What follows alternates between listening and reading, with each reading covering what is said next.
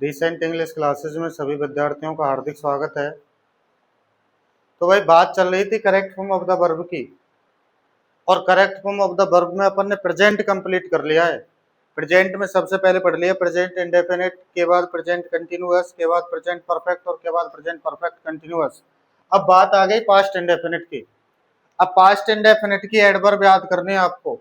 Yesterday, once, एगो, इनके साथ कोई भी फ्यूचर की सन के बाद that day, week, month, year, Sunday, one day, week, month, year, Sunday, last day, week, month, year, Sunday, the previous day, week, month, year, Sunday. अगर आपको ये एडवर्ब मिल जाती है तो टेंस बन जाता है पास्ट इंडेफिनिट। अब देखो, सबसे पहली बात मैं आपको काफी बार बता चुका हूं, सबसे पहले आपको क्या देखनी है, एडवर्ब। फर्स्ट एग्जांपल पे आओ, और फर्स्ट एग्जांपल में एडवर्ब क्या है, लास्ट डे। जब लास्ट डे इसमें एडवर्ब है तो लास्ट डे के बाद आप किस पे जाओगे, टेंस। तो टेंस पहचानो इसका। टेंस कौन सा है इसका, इसका टेंस बन जाता है पास्ट इंडेफिनिट, क्योंकि इसमें एडवर्ब क्या है, लास्ट डे। तो लास्ट डे पास्ट टेंस की है, के बाद आपको क्या पहचानना है, अफर्मेटिव है, नेगेटिव है, या फिर क्या है, इंटेरोगेटिव।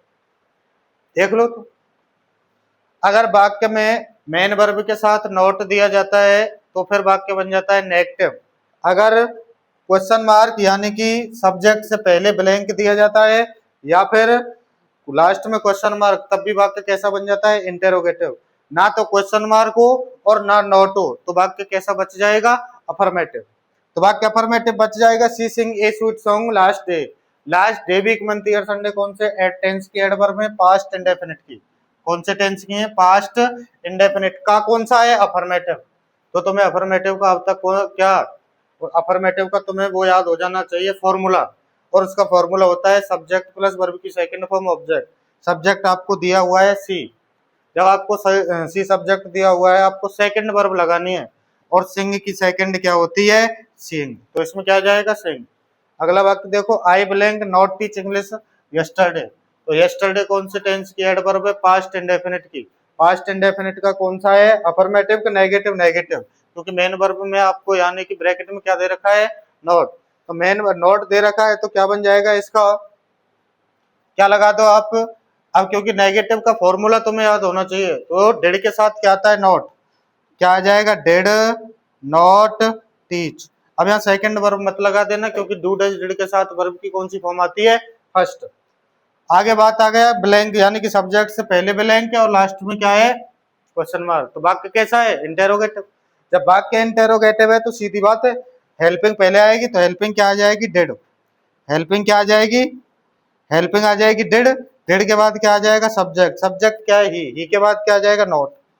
नॉट के बाद क्या आ जाएगा, गो, क्योंकि डू डज डिड के साथ वर्ब की कौन सी फॉर्म आती है, फर्स्ट। अब इसके बाद आ गया अगले एडवर्ब। देखो अगले एडवर्ब क्या है, अगो। अगो कौन से टेंस की, ये पास्ट इंडेफिनिट की। का कौन सा है, अफर्मेटिव, तो कौन सा आ जाएगा, सेकंड। और प्ले की सेकंड फॉर्म क्या होती है, प्ले।